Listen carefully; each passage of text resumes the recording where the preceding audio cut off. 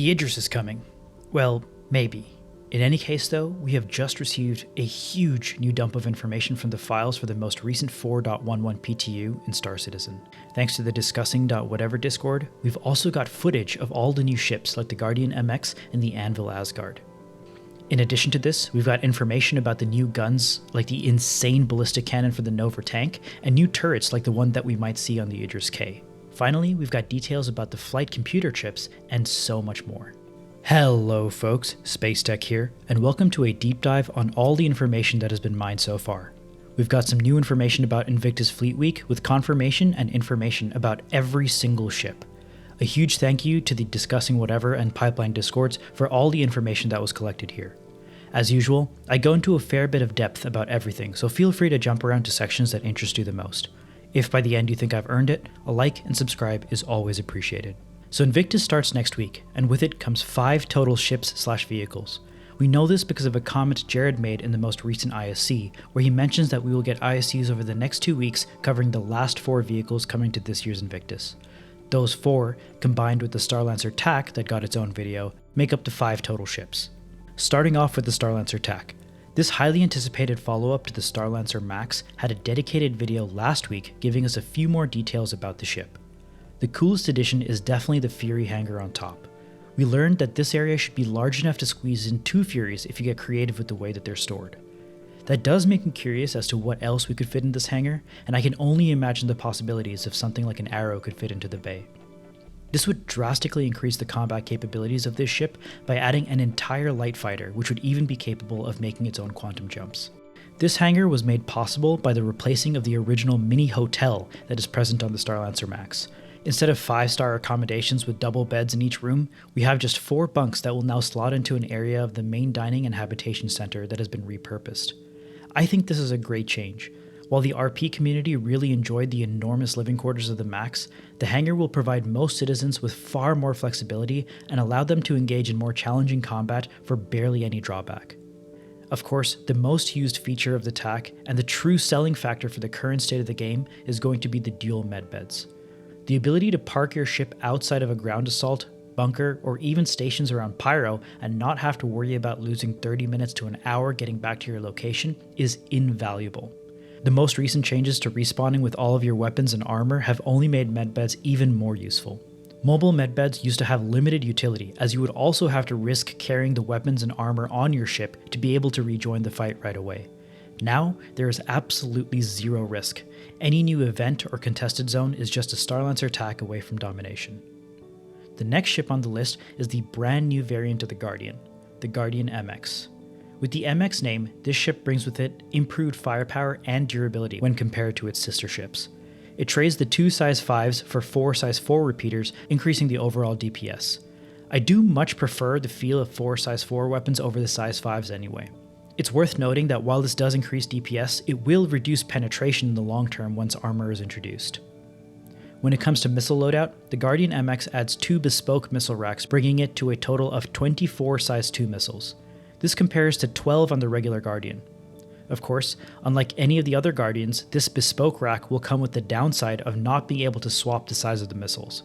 Personally, I like using size 2s anyway, but we know that the ideal missile size can change from patch to patch on a dime, so I would keep this bespoke rack in mind. The last upside is the durability. The Guardian MX comes with 2 size 2 shields, doubling the total shield HP when compared to the other Guardians.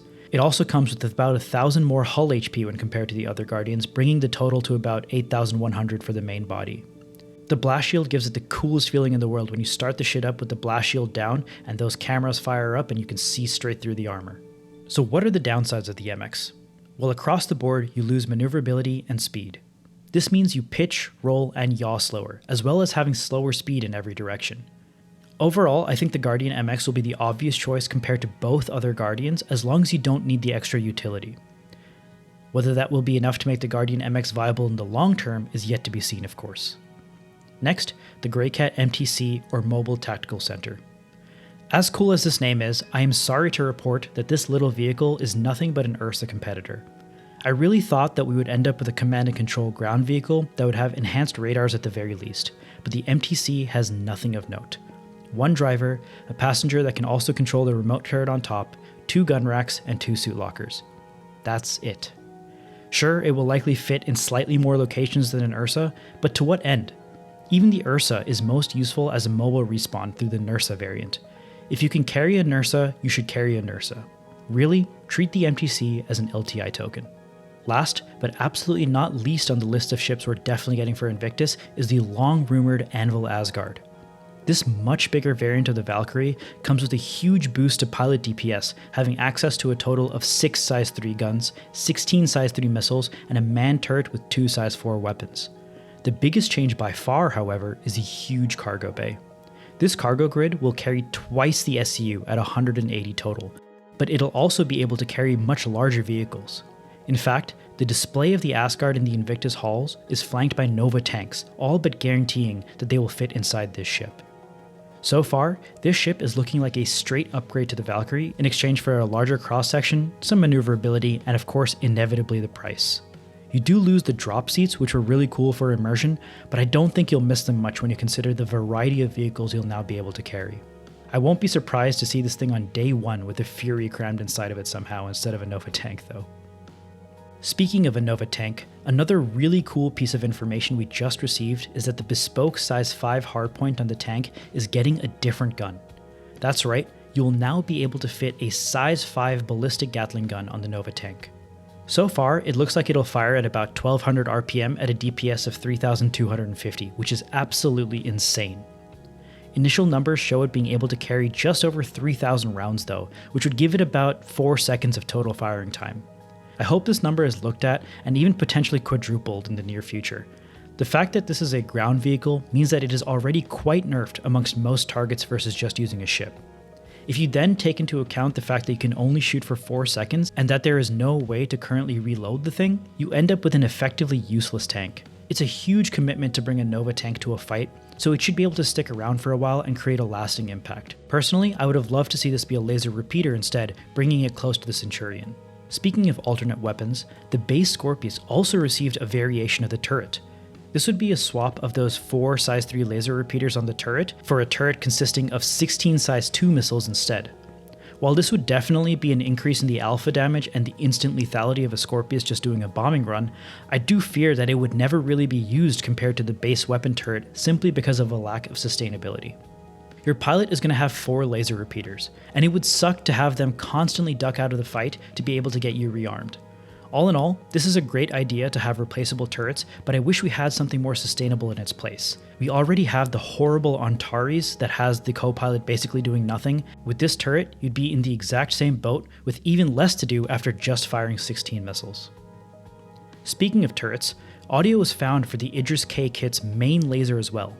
For those of you who don't know, the Idris K is an upgrade kit for the base Idris P, the civilian version without the railgun. The K kit adds an additional size 10 laser, 4 PDCs that replace the remote turrets, and a missile turret that replaces the manned turret on the front of the Idris. Further work that shows that the Idris K is making its way into the verse is that that very same missile turret is now on display at the Invictus halls. These are all signs that would point towards the release of the Idris sooner rather than later.